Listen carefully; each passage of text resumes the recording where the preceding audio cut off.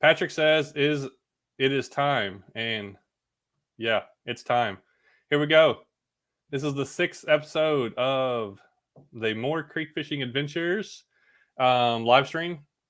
Still not sure if I'm going to do it every Tuesday, but that's my plan. I know there is another guy I know that he does a live stream on Tuesday, but there's a lot of people out there doing live streams, so I don't want to take away from somebody else, but at the same time, I don't think I'm going to affect somebody else's live stream really that much. But I may still pick a different time. And also, I want to do a short one. So my goals are to do a short 1 hour live stream and try to have like a different person on every time. Sometimes I thought about trying to do a 3-person live stream, and we could do that. I could have a couple people. So I may get some guys that do it regularly and just have them come on every once in a while for or maybe a couple people at the same time. I don't know. We'll see how it goes. I'm going to play around with it. I appreciate everybody on, and that's been already here, ready to watch. If you have questions or comments, put those on, and we'll try to answer comments and stuff early. And I got a guy from Arkansas that's going to be on here that I kayaked with a couple of years ago, and he does a lot of kayaking in some beautiful country. Got some questions for him, so let's go ahead and get itching to fish on here. Hey y'all, how you doing? Got to bring that Arkansas accent. That's right. How's it going out there? You said you're in a drought right now, so everything's your rivers are kind of low, or what? Yeah, you mentioned 2 years ago we floated Cajun Creek together. Yeah. And that day we floated, it was at 3 foot, and today is at 0.3. So wow, major drought. So there's not much kayaking on that right now. So yeah. When's the last time you've been on that one? Do you do that one pretty often? You try to do it pretty regularly, don't you? It's literally 10 minutes from my house, and it is about 100 miles long. I haven't even touched every section of it just yet. So it's rain driven though.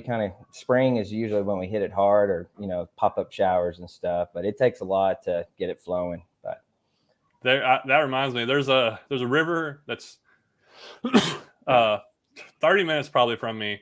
There's three rivers that are all within 20, 30 minutes from me. And one of them I haven't kayaked, but just a little section of it. I always cough right when I start doing this. But I've it changes so much. I wade part of it, and then there's parts where you can kayak, and then there's parts where it gets really deep. And there's several areas where I'm like, I don't know. I haven't kayaked it yet. I just want to do it. So we're gonna get into kayaking. I got some questions for you about kayaking and stuff, but anyways, while we're getting started here, tell us who you are and what you do, about you a little bit, and then how you got into fishing. Yeah. My name's Eric. It's my real name. Itchin' Fish is just the channel name. And my dad, father of 2. I just started a new job where it's gave me more freedom. So I'm off on Fridays. So that's usually when I try to get some content going, is on the weekends or Fridays. And really, I'm just into, if a boat can get there, I'm not there. So I'm really getting into creeks and, smaller river systems where, I can get on there on Friday and no one's around. I have it all to myself, and just nature and all that. And just the fishing is usually great. You can catch it before the weekend, which it just happened to work out with my job. But, I'm really chasing smallmouth right now. My goal is to beat my PB, which is kind of hard in Arkansas. We don't have massive smallmouth. We have some 4s and 5s, supposedly somewhere out there. But but anyways, my biggest is a 30-pounder. It came on my favorite creek in Arkansas. But like we mentioned earlier, it's just so low right now. But I've been on YouTube for about 4 years. But something major happened when I just started my YouTube channel. We might get into it a little bit today, but there was a major accident when I was kayaking. And John knows I kayaked through some crazy stuff. Yeah. I took him on a creek that was pretty crazy. We cut through the woods one time. We're like, I don't know about this, man, but we went in and did it. We just sent it, So I cut through some crazy stuff, and it caught up to me one kayaking adventure. But during that time, I just kind of paused and waited. I was in a sling per se. So really, I've been into YouTube about 3.5 years, but it shows I've been active about 4 years, but pretty new. But anyways, I just keep on plugging away, and my whole thing is exploring a new area each time depending on the water levels, stuff like that. So I'm all about chasing that smallmouth. But here soon, I'll be getting into multi-species just because the winter months, trout really. You caught some white bass and stuff last year. I remember. Yeah, that. white bass, hybrids, walleyes could be coming up. They'll be spawning in February. So that's usually each month I kind of hit specific, areas where I know the fish are going to be at. So that's kind of it in a nutshell. Yeah. Thanks, Victor. Appreciate that. And you got to start somewhere. 0.88 pounds. That's a good fight. Even those guys. I love that's a 12-inch smallmouth fights like mad. Like they're all really good. And I saw Seth I saw you talk about earlier catching a 5-pound tilapia. Wow. I know that some of them. I think it's is that at a lake or a pond? But I don't think I've ever caught a tilapia. I know there's certain lakes and stuff that they're in. But if you got any questions or anything while watching, go ahead and put those in there.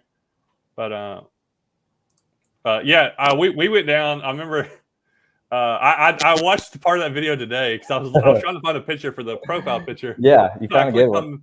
And I'm like, I remember I started the video. We go down down the straightaway straight into this rock wall, but the river turns. And you're like, it looked like you're gonna ram it, and it just turns. I was like, whoa. Right. If the flow was any faster that day, we would have rammed it. But luckily, it was just slow enough where we kind of, caught the eddy and turned real quick. So I've been trying to. I love getting into kayaking, and I don't have as much experience. But the more you kayak, the more places you see, the more familiar you get with how current works, how you see rapids or something to learn how to approach it. And now when I take guys with me that are not used to it, and I go through some stuff that's not strong current, not real crazy, but I forget that if you don't know anything about it, you're just lost. You don't know how things are you don't know how your kayak's going to get affected by that current, or which way to paddle and stuff like that. So there's a big learning experience getting into, especially fast. Like the waters you kayak, a lot of them are fast. That's some fast flowing. I saw, what was the one the other day you did where you nosedived all down into the water? That one was I haven't done anything like that. You were down. My kayak disappeared. I was like, oh man. That was at a bottom end of the Illinois River in Arkansas, and it's a spring-fed river you can hit all year round. And they have a kayak cart or a park that you actually cut through. And I was like, well, I got this new Crescent Shuttle. Let's really test it out, So we came up to the kayak park, and there's just white water rafters just playing in this huge wave. I was like, I started kind of sketching out a little bit. I was like, I don't know, So I was like, oh, whatever. But I had everything on me. I had all my fishing gear, 4 posts. I was like, let's send it. And so I went down that huge, just probably a 4-foot wave, and just all over me. And it's pretty funny, that same video, my dad, I take him often. He's a disabled veteran. So I try to get him out and get him, active a little bit. He wiped out on that wave. so we were there trying to pick up all his stuff, But anyways, it was a good time. But that was that. That's another difference. If you I've done some of these rivers, and I've talked to other people, and they're like, oh, I went through there fine. I'm like, how did you go through it? And they were in a little rental whitewater kayak. And I'm like, oh no, I'm in a huge barge that you can't just maneuver. Right. Speaking of that, and I'll answer Tony's question. I want to know more about your new kayak, and I know 2 other guys that have it.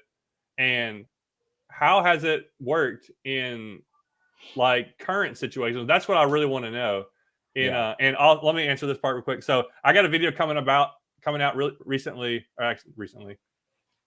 coming out soon about my little boat that I bought. So I bought a little boat. I think the video is going to come out on Friday on it. But I want to, go ahead and give us a rundown about maybe a couple kayaks you've had, and then I want to then tell me about the Shuttle. Okay.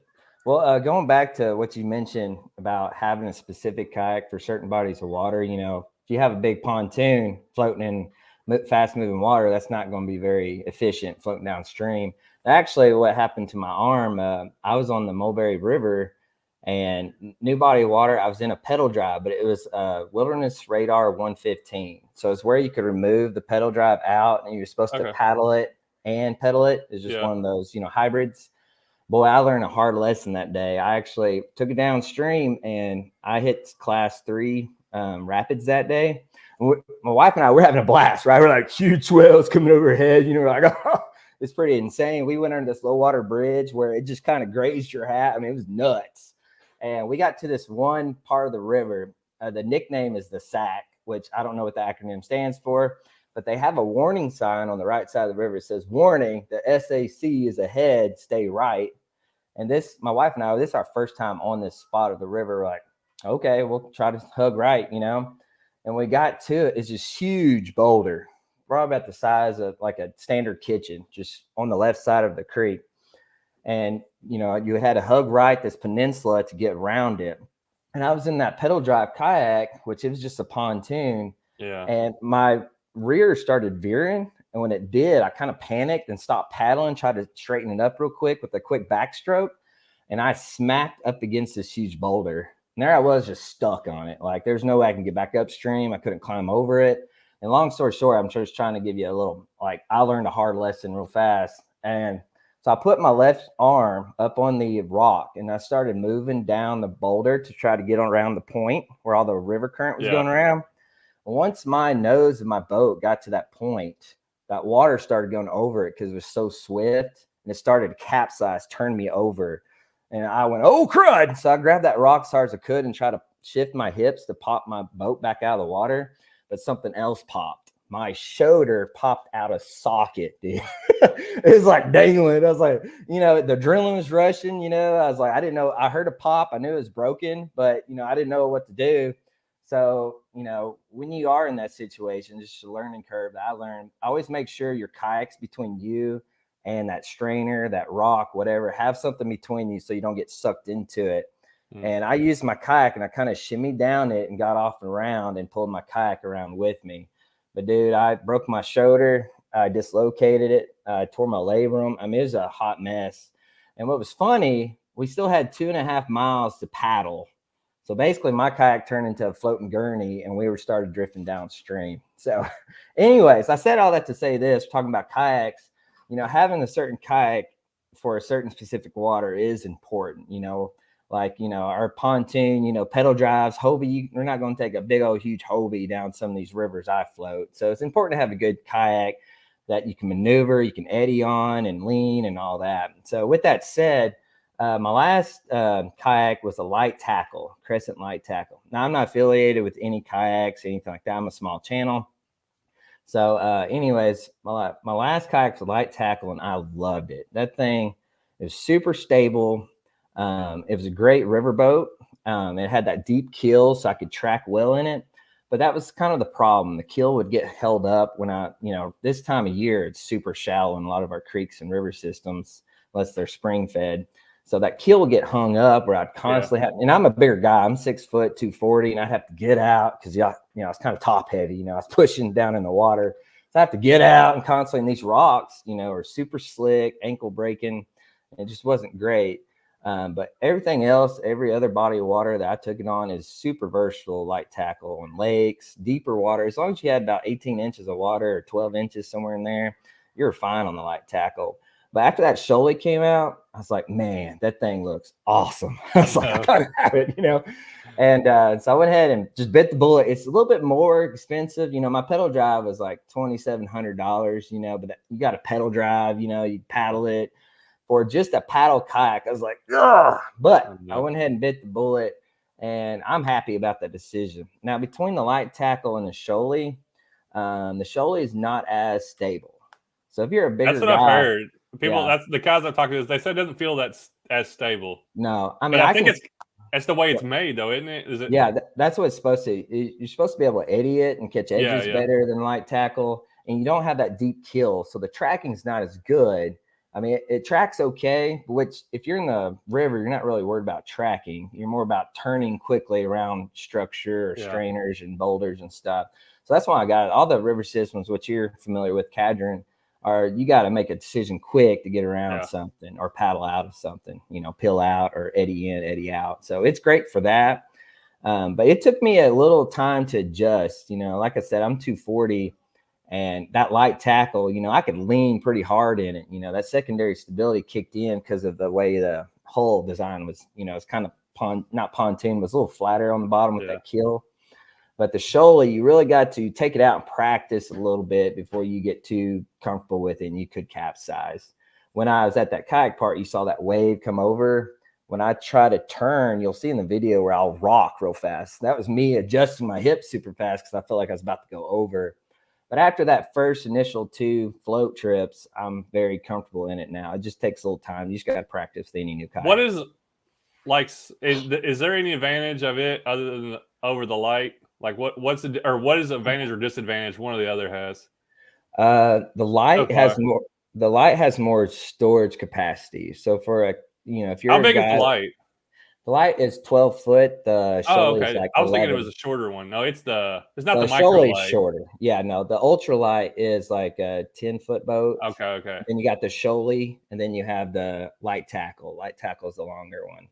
But you know, the benefits is, you know, Shuttle is made more for fishing, you know, fishing tournaments and, you know, just fishing in general. It's not really set up for kayak camping per se, but they gave you the option to cut out that, you know, the hatch in the front, which I haven't done yet. They said they won't mess with your warranty, but I'm trying to avoid that if I can. But anyways, the Shuttle can get into shallow water. Like, I mean, we're talking about inches of water because it's kind of a round bottom. And I went to a shallow creek the other day, and, you know, I only drug in one spot. That's where there's rocks were sticking straight out of the water. You know, I had to get out. But I was going literally 5-6 inches of water with a light tackle. I needed double that, you know, basically. That's kind of what I wanted to know. Like, yeah, I've fished with a lot of different guys, and I've only used a few different kayaks. But like, I do want a river kayak because I want one that's like dedicated for like current and stuff to kind of take. But I want to know how shallow it is, and also like wanted to know like whenever if you want to turn around and paddle against the current. Yes. Like, does it go upstream or easier? And I hear that they do compared to what I take is the Old Town PDL. Yeah, that's what I take downstreams. Now it's very stable, the kayak, and I take my 12-footer sometimes a 10.5-footer, and it's not that much bigger. It's probably about the same weight as the Shuttle whenever I take the drives out. So I've been pretty happy with it. Like, I take the drives out and I put the blank off piece in the middle. Yeah. I don't know if that's what I brought out there. Was that maybe what I brought out there when I fished with you? Had the orange one, I think. Yeah. Okay. So I must have just got it. Yeah. And I've taken that. I wish I'd have kept track of how many places I've taken that. I've taken that thing so many places. Like, people, like, I get people like you're dragging it. Or like they're like, stop dragging it, you're gonna drag a hole or do this. I'm like, dude, you're made for that. Everywhere, beat this thing up. Like, I'm trying to poke a hole in it. That's my goal. I want to see how much it'll handle. Right. I've gone through so many like shallow streams where I'm dragging over rocks. I've gone through big rivers. I've put it in little puddles. So I've and then now I have the 106, and it's pretty stable. Yeah. Like, it's not as stable as the 120, but. And are they the Sportsman's? Sportsman. Okay. Sportsman's PDL. They're both this like the same like width and setup. It's just one shorter. Just that's all it is basically. Yeah. So the weight capacity is a little bit less. But no, it's I don't know. I've been trying to compare them, but I mean, because I got those for free. So I don't care to I'll do anything with it. It's not gonna. I don't care. But Chad Hoover's got a video out there. Have you seen it? Where he's literally dragging a kayak on concrete road just to test out how thick it is. And I've done that. Whipping that thing around. Yeah. I have to cut out things that I drag mine over just so people won't complain about it. Like, I've never had wheels for it. I've never had wheels, so I'm dragging it. Anytime I want to get somewhere, I'm dragging it there. I've seen you take it on a vertical rock bank, like 45 degrees, didn't you, one time or something crazy like that? Yeah. Yeah, and a lot of times places like the wheels won't help. Like, if I'm trying to get it down a cliff or something, it's all rock. It's not gonna help much. But anyway, I'm really curious. I'll have to get an update later on, maybe next year, whenever on the Shuttle, just because I keep looking at the CK1. I've looked I at got it. some friends with that. It's 11 foot, I think. It looks a little bit lighter. I'm like, Yeah. that seems like the perfect like river kayak where It- it's not so heavy. You can get it in tight spots. Yes. And a lot of times, you know Yeah. how these rivers are. You're getting them in. It's not a Right. boat ramp, you know. Yeah. I want to put it I, in anywhere, but I was actually going to recommend that one to you. It's it's cheaper. It's about $700 cheaper, yeah. and it's lighter. You can paddle it upstream really easy, and so it's a really great boat. And it's open. There's not a lot of Yeah. stuff going on top I of may it. end up getting one of those just Yeah. because I kind of want one like that. But now that I got two the old towns, and I Hey, just Crescent, ordered. are you watching this video? Hopefully, what? Crescent just send you one. Oh yeah, I know. I don't think they're sending them out to many people. They had them all like pre-sold and stuff, and Right? Yeah, it's you had to. ridiculous. Did you have to wait or anything to get Yeah, I one? was on a waiting list. Yeah. I got moved to the top of that list because it was, one of my sponsors, and he held one for me. But it took. I mean, we were like us in California for some reason. We're the last states, or Texas, sorry, the last states to get them, and they just kind of. I think they are made in Georgia. And they were kind of hitting the surrounding states and slowly working their way out. And it took several months for us to get one in Arkansas. So Somebody commented something. I wanted to see what it was. I'm not seeing any comments or. You may have to click on comments. I was Creek on Fishing private. Junkie. Have y'all heard about the new Bonafide RVR that's coming out in November? Supposed to be for creeks and current. No, but I do know. I feel like everybody's going to start coming out with like a fishing river kayak, and I know a couple channels that would put them to the test. And but the thing is, like, I feel like if COVID never happened, it'd be a lot easier for us to get stuff like that and promote it. But since COVID, like, everybody's outdoors way more, and like they don't need help selling. Like these outdoor places do not need help selling kayaks or things. They're selling it like crazy. So and I also go ahead.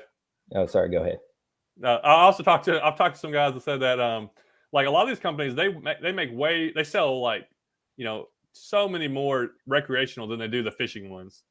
Like the fishing ones are selling out, but their real money makers are just their regular recreational ones that people buy. I mean, if you come to the National Buffalo River, which is in Arkansas, of course, you'll see. I mean, I don't know how many people visit that river each year, but they're all recreational, partiers and stuff, or just out there to see the beautiful scenery, I mean, it's crazy how many recreational people just come to paddle or rent boats, I was going to mention too, I used to own the Jackson Coosa. Yeah. And, Drew Gregory is part of the Jackson Coosa design. A few later, Shuttle, Crescent got a hold of him and he took some of those same ideas from the Coosa over, and you can find Coosas used really inexpensive. But my problem with the Coosa was it wasn't a great versatile boat. It was good for moving water. If you ever got into a stretch where you had to paddle it, that thing was like a tank. I mean, your arms are about to fall off. So, there's not a perfect boat out there, but I think the light tackle is a good versatile boat. The Shuttle, it's still yet to be seen about the verdict on it. But anyways, the Jackson Coosa was good for rivers too. It was cheaper. Yeah, I would love to like go try out. I just want to try out like lots of different ones to like know more about them, because I feel like this is an area I want to be an expert in, is like fishing moving waters, rivers, creeks, streams, and kayaking is so much fun. Oh yeah. And where did I go? And I would love to, like, because people ask me all the time, and I'm like, man, I've only used like I've used three different brands, and the first two I used like the cheaper, like the $700 fishing kayaks. And you quickly realize like, oh man, these are not something you want to be out in there all day. I did some tournaments out of some of my first ones. Oh man, it's horrible. Like they just don't. They're not built for like being out in a lot. This is up your area. Yep, Mulberry River. That's where I broke my shoulder. Oh, is that okay? It's a beautiful area though. A lot of good smallmouth. I haven't caught anything over. I heard you've talked about Hurricane Creek before, haven't you? Yeah. So you know where that's at. Lee Creek, Washita River. Washita River is where the big dogs are, like the 4, the 5s, if you know certain stretches. Someone asked what part of Arkansas I was from. I'm from Central, kind of near Conway, Arkansas. So I'm kind of central where I can go 2 hours that way, 1 hour that way, 3 hours that way, kind of in the middle where I can hit the interstate and just go different places each week. I mainly go to more of north part of Arkansas. That's where a lot of the smallmouth are. Of course, Hot Springs, Washita River is south, but they'll have in the mountains down there too some smallmouth. So Judah says he's looking for a seat. So I bought a native Slayer. Maybe I have used. I forgot I had that. I had a native Slayer 10. Have you used those? The natives any? I haven't used any of the natives. I got some friends that's got them. They like them. I've had 12 different kayaks, and native was not one of them yet. So I've heard some negative about some natives. That's why I haven't got one. I sold mine on Facebook, or I sold it here a couple weeks ago. So I had the 10-footer. Now the 10-footer, talk about light. It only weighed 62 pounds. It was awesome. That's awesome. And it was, I could stand in it. Okay. It wasn't super comfortable. It had their native drive system, which is it was a little bit, that kayak was kind of slow.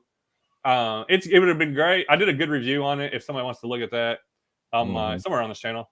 But it'd be great for someone about half my size. So it's 150 and less pounds, and you'd probably be a lot more comfortable on it. But it was pretty cool. I took it in some tight spots, but anyways, I had to order. It came without seats, so I looked up seats. Couldn't find any seats for it. I just searched on Amazon. And I got the dimensions off my seat, and I ended up looking up one. Had the same dimensions. Made my own mounts to mount it in. So this guy Judah's asked about seats. Some kayaks, there's some out there, but they make some seats that are just generic and they're pretty close. Yeah. A lot of them are the same size, but you want it was $150. It was the cheapest one I could find was $150.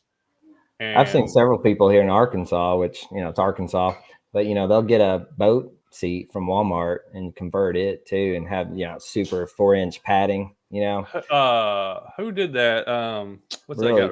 Richard Jean. Oh yeah, did that in a video or something. And actually, I was like, that sounds good. Yeah, that's really good. There's that one, the newer kayak that's got the swivel seat. Which kayak is that? New Canoes had that for a while, but the Wilderness Systems, they're new. I forgot. They had a swivel seat. I fished with Alex Rudd. I saw him. We went fishing, and he said he likes it. He said it was really comfortable to just to move around and turn and get your stuff. I thought it would be kind of weird moving, but right. Or just getting in and out of it from the bank. You can swivel that seat and spin it around. That'd be awesome. I saw someone on here mention they're from Atkins, and boy, you got a nice fishery there. Lake Atkins got some hogs.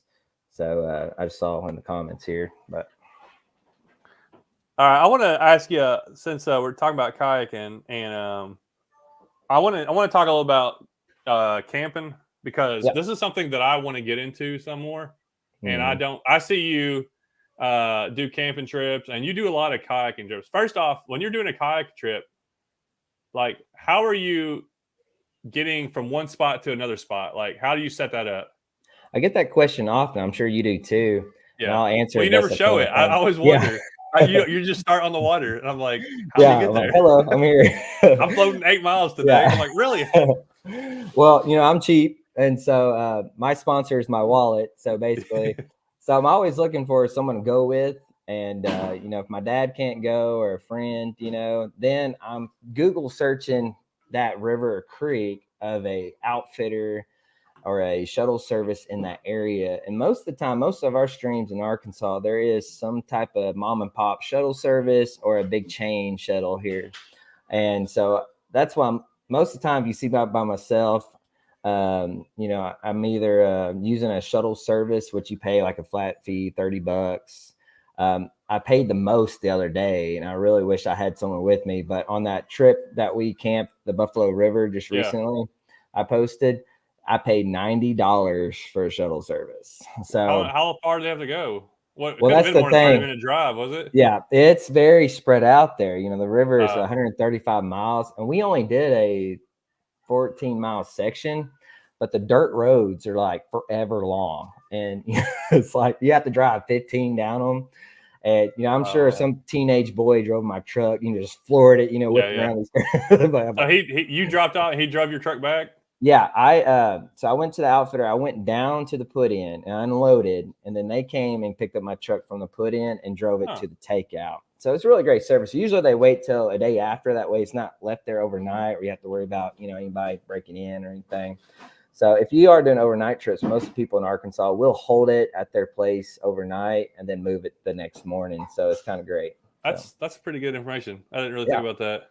Mm-hmm. Like I there's a couple of places that I know have service, like guide services, but there's even rivers around here that I could probably get them to do that. And I don't plan things out. You probably should plan them out and like call them in advance. And usually, I want to do this today. Oh no, right.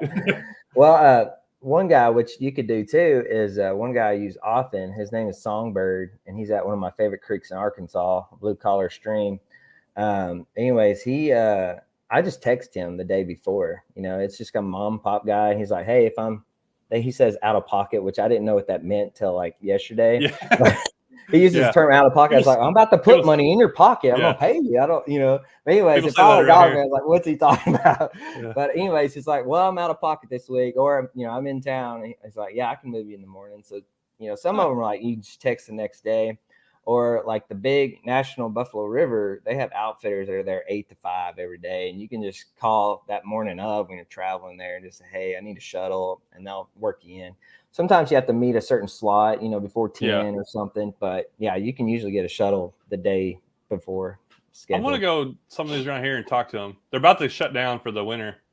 Oh, a lot of them do. I know. Yeah. Some of them may stay open all year, but we got a bunch that do rafting and like floats. Because I said, the two of the rivers near me, they whitewater raft and they tube down and they kayak down. So they have like there's a lot of things going on, but they're all getting ready to close down for the winter. It's definitely going to slow down for sure. I didn't really think about that. Like, I know some people use like Uber, but like you're saying, these kind of places are so remote, you can't get an Uber out there. You can barely get service at the Buffalo River in some spots. So So now, how did you get into like the overnight camping? Like, I want to do an overnight camping trip, but I don't know anything about camping, and I'm like, I don't know why I'm so nervous to like do one. Like, I guess once I do one and just do it, I get a little comfortable with it. I'll probably be wanting to do them more. Yeah. But so tell me how you go about an overnight trip, and like how'd you get into that? Well, before I even started channel 4 years ago, we've always grown up, we always went to Spring River's famous in Arkansas, for camping along the river and stuff, or the Buffalo River. We've been blessed to have the Buffalo River, and, some of those stretches are 10 plus miles. And when it gets dark here soon, you got to split it up somehow. So I've been doing it for a while, but I haven't been, sharing per se. But, probably the last, I guess, 3 years, I really started trying to, do a kayak camping trip once a month. And the main thing is like, you got to have a checklist, when you're first at it. Now, what I've done is to make it easier and simplified. Now, I know you take your truck everywhere.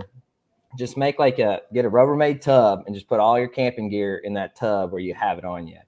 And so when you get to, your spot, just start making sure you put all that stuff in your kayak and, just kind of simplify, organize it in one tub. Now the secret is I got some stuff all sprawled out here, but here is like a 16-ounce Tervis cup. Sorry, I'm trying to. All right. And this is a sleeping pad. Yep.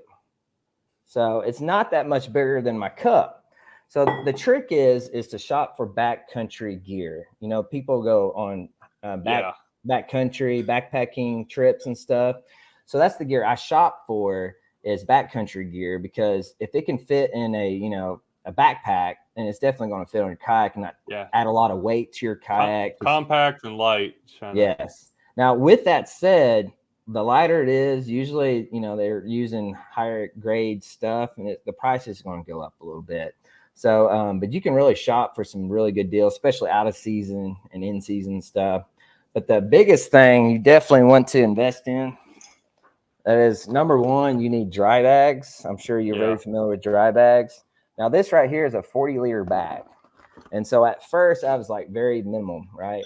And I could fit all my camping stuff in that 40-liter bag, like my pillow. And I'll share some links with you and stuff like that. But Thermarest pillow rolls up inside itself. I have to have a pillow because I got a I bad saw neck. that. I saw you using Yeah. this. But basically, it's all backcountry gear. And, you can go to Walmart and get a really cheap, inexpensive tent. And the main thing is the poles. The poles of the tent is what you want to watch out for. So when you go to Walmart, and you probably already got a tent laying around, but if the poles are super long, just think, is that going to fit down in my dry bag? Can I roll it 3 times to secure it? If not, try to find a tent bag smaller where you can fit it in that bag. So you don't have to have the high quality stuff out there, depending on what time of year. If you're doing any winter camping, which I do winter camping, you definitely want to look into some 4-season gear and stuff like that. But main thing is I have a checklist. I make sure, okay, do I have my food, water? And water you can get by with like a system like this, a filter system. I don't know if you watch Xander Butnick up in Canada, but he filters all his water. Here in Arkansas and in Tennessee, I'm sure you got a lot of streams that are clear. So this right here, I can scoop up a cup of water and filter it and just drink it right there on the spot. So you can really kind of cut down on the gear you put in your kayak, because water, oh my goodness, like if you pack 15, 20 bottles of water, that's going to add a lot of weight, I did that. I've done a couple backpacking trips overnight, and I'm trying to take as little amount of stuff as possible, because right.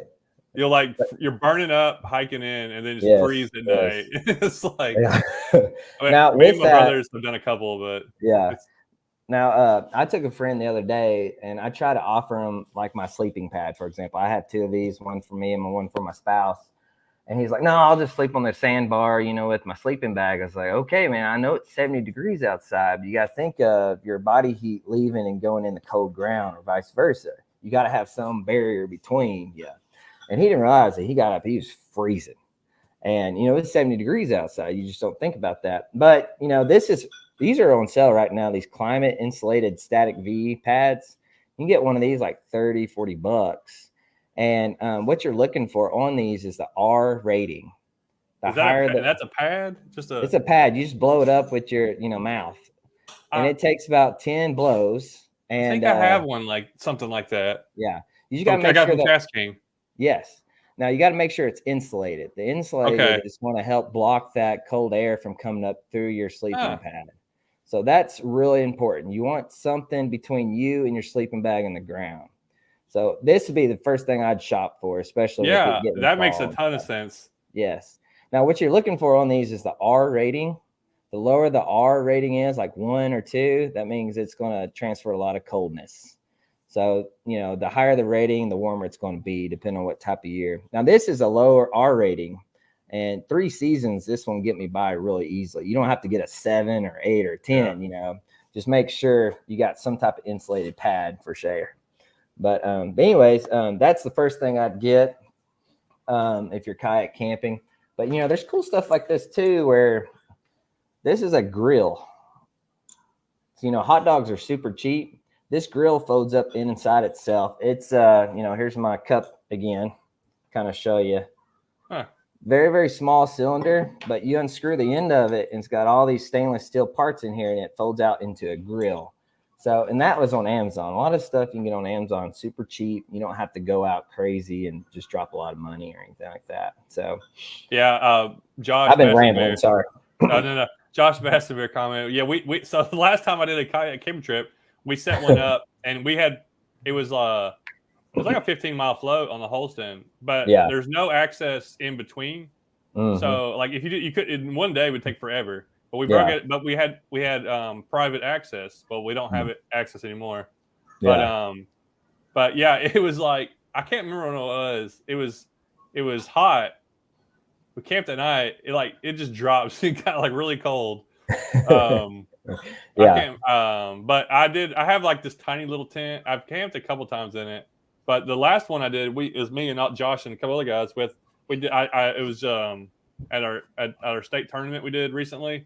Mm-hmm. So that night it didn't get below 72 and the humidity was ridiculous. It was I felt like I was sleeping in a Yeah. sweat box. Like Those there's just nights you're sleeping on no top of your breeze. sleeping bag. Yeah. Yeah, Right. I'm sitting on my sleeping bag and it Just feels sweating. horrible because it's Yeah. just so muggy. Like, Right. but then like it's crazy how it could do that.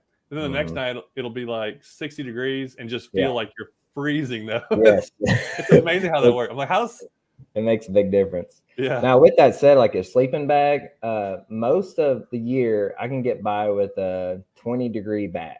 20-degree bag is that bag that gets you through a lot. I mean, now we're not in Wisconsin or Michigan where we Yeah. really have to worry about, super cold temperatures, which you're in the mountains more than I am. So I don't know how cold it gets up there. A That little 20-degree bit bag, colder. It just drops yeah, more at night and stuff whenever I do yeah. go up there. But I haven't But done any camping trips up there. I mean, oh, okay. any kayak camping trips. Yeah. Just But a 20-degree bag gets you by a lot of seasons, or a 0 or a 10. But, during the summer, I usually just take my climate pad, just lay it on the ground. And then I had this little fold out down blanket that just puffs up as soon as you pull it out. It was in my recent video. And once you pull it out of this small little container, it puffs up. And that's all I need during the summer, usually, if I'm not sleeping on top of it, like you said. So. I got one from Walmart. I sleep in my truck a lot, so Yeah. I bought this one from I Walmart. saw That's your last trip. like that thin flannel, Yes. and Yeah. I've slept it. That thing is so warm. It Like gets hot. Yeah. I've slept in my truck. It's like 45, 50 degrees. Yeah. And I'm totally comfortable in that. Like I'll be Right. wearing sweatpants and like a shirt, Yeah. and that one little thin blanket like keeps me warm. Yeah. But Now, when you're kayaking, all that stuff, you just got your sleeping bag. You got to make sure it's in a dry bag, and all that stuff will be fine to take. And you don't have to spend no extra money, or look for stuff that's waterproof, But yeah, that blanket's fine as long as you got it wrapped up in a dry bag. So that'll work. Me and the last hiking camping trip, me and my brothers, we try to do one like once a year, and they're 10 years younger, so they're 20. I'm 36, so they're 27 and 26, and we went up into the mountains of North Carolina, and we did. It was actually a little bit higher elevation, so we went this summer in the middle of summer.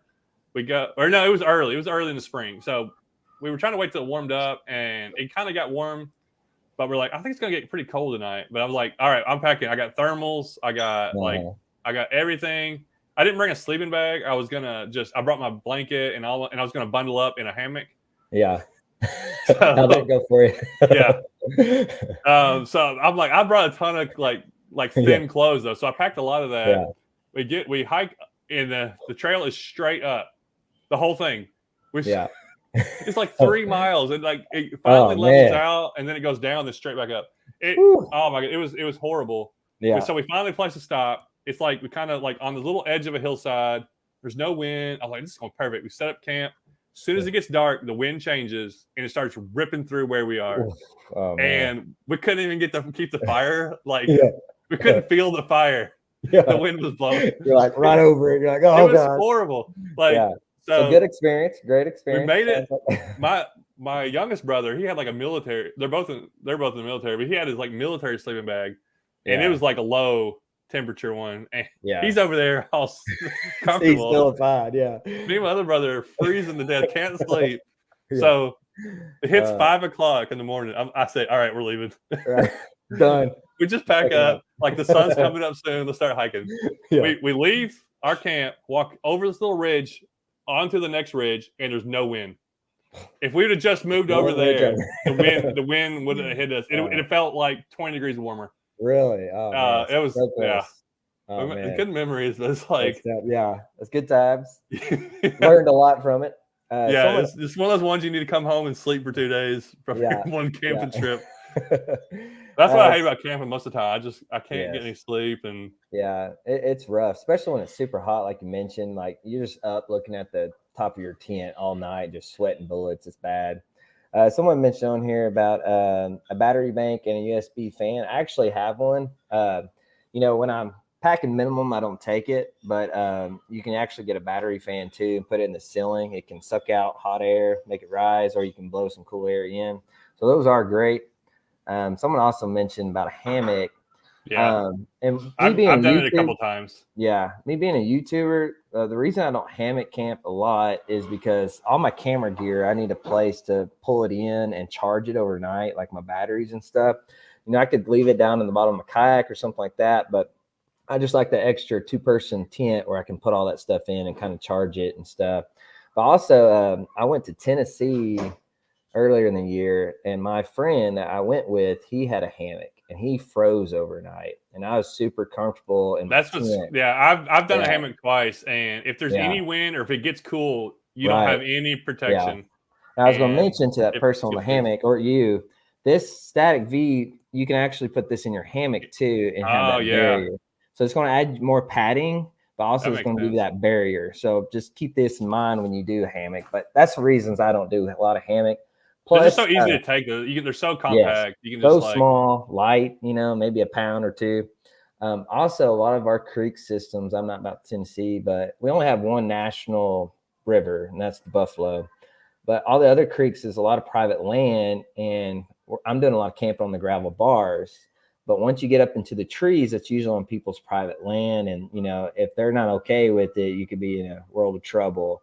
So a lot of creeks I fish here locally is private land around the creek. So unless there's trees on the gravel bar, then you can't use a hammock. yeah, that is different. Like most of my rivers are just tree bank, like thick Oh stuff on yeah, the sides, and yeah, then out there on some of your gorges out there, there's wide open yeah. gravel.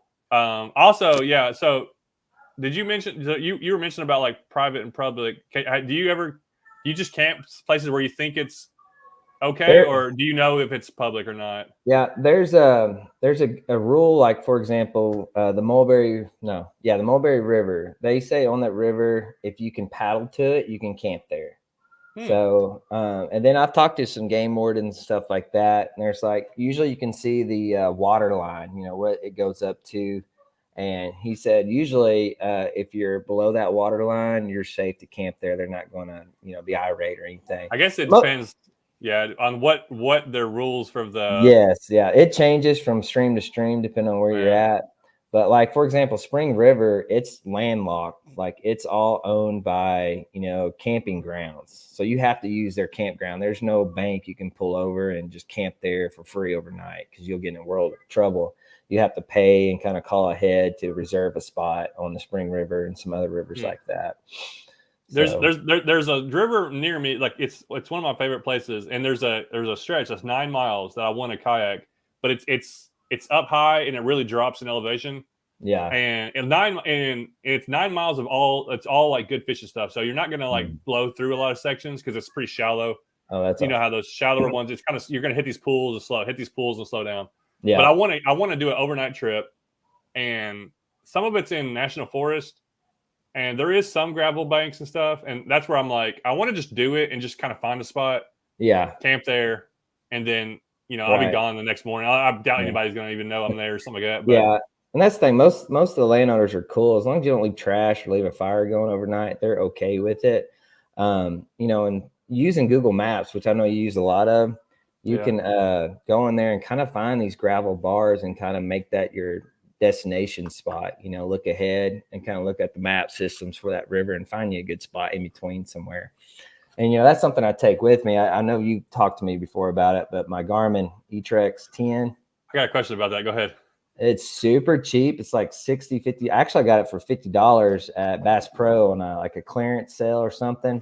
And the only thing I really track on it, there you go. You got one. You got the color digital one. Nice. Oregon Touchscreen. 650. Yeah. Used it 3 times. Do you turn it off whenever you like? Do you have to power it down whenever you're using it? Because if you leave it on, it runs out in like 8 hours. No, Or 12 hours. I don't understand. Yours dies after 8 hours. Is that what you're saying? It's got like 8 or 12 hours. I took it when we went camping, and I turned it on, marked my spot. By the end of the day, it was already like half dead. So I didn't know if I'm supposed to like power it off. Like, how does it? Yeah. Well, why would they make it run down so fast? That's what I didn't understand. Mine, I actually use my batteries might be different from yours, but I have 2 rechargeable batteries in there. And what I do is just pack a pair of batteries. And usually I can get, I did the Buffalo 20, last year I did the Buffalo River. It was 24 miles. And this thing lasted the whole time. So I leave it on the whole time. you know, while I'm going downstream, I'm actually marking spots like fishing holes with it. I'll save a GPS location or like a hunting spot. Like, oh, a white-tailed deer just crossed me at the buffalo right here. I'm like, I'm going to save this area because it's got some deer cutting through there. And so I'll mark those spots. And, you know, when I get in my campsite, I'll turn it off and then I'll turn it on the next day. I just won't erase my computer where it keeps tracking the miles. So I kind of have an estimate where I'm at and how far I've covered. That way I kind of stay on I pace. had mine had like a beep every hour or every mile. I was kind of just to see how far we'd gone because that is cool. We were supposed to go like 15 miles and we ended up going like 5 because it was all like straight uphill. Does yours have a built-in battery where you have to charge it and you can't take the battery out? It came with a chargeable battery. I could never get it to work. Like, yeah, I could never get it to work. I never could figure it out. I tried to do everything. So I put regular batteries in there and it works. Yeah. But yeah, it doesn't last very long. So it kind of ruined it was like $300 too. So I'm like, well, see, yours too. Go ahead. Mine is black and white. And so yours have color, it's got touchscreen, it's got the beeps and stuff. So all that's probably drawing your power down.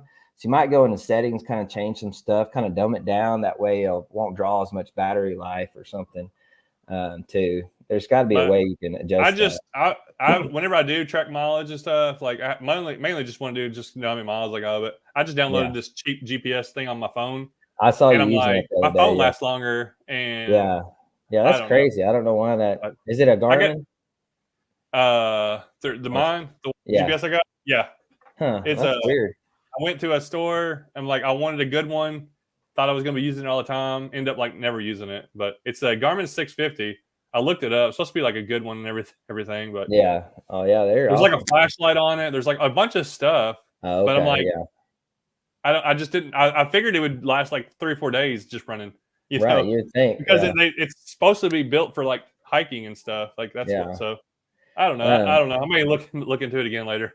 They're a little more expensive, but you can get the Duracell Optimum batteries, and they are supposed to last a while. So you might just upgrade your batteries where they might get a little bit. Test out with those higher end batteries. They're like $10 for 4, you know, but it might work. Yeah, let me answer some of these questions through here. Yeah, and then I got a couple more questions for you. We're running through this thing. That hour's flown by. Yeah, I appreciate it. There's been a lot of people watching, so I appreciate it. We got 38 people in right now. Nice. Somebody asked about some videos. Where'd it go? Judah had asked something about how to get more views. Where'd it go? I lost it. Here we go. Do you have any tips to get more views? My past few videos and shorts have flopped hard. My tips are, I don't know. You got to figure it out. I have no idea. Thumbnail is important. Your title is important. Make it look interesting.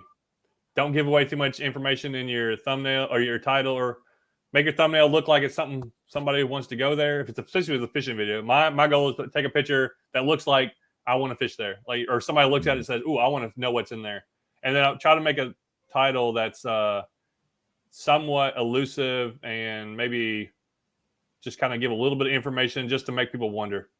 Also, I just started trying to make some shorts. Where's Seth put? Seth Johnson said, I got 4.5 thousand views on my shorts last night. Nice. So, I posted a short. Was it a short or a reel? Which one? I can't remember which one. I think it's a YouTube short. I posted one last night. I sat down, tried to edit one. I'm like, you know what? I want to try to do these because YouTube's really wanting these.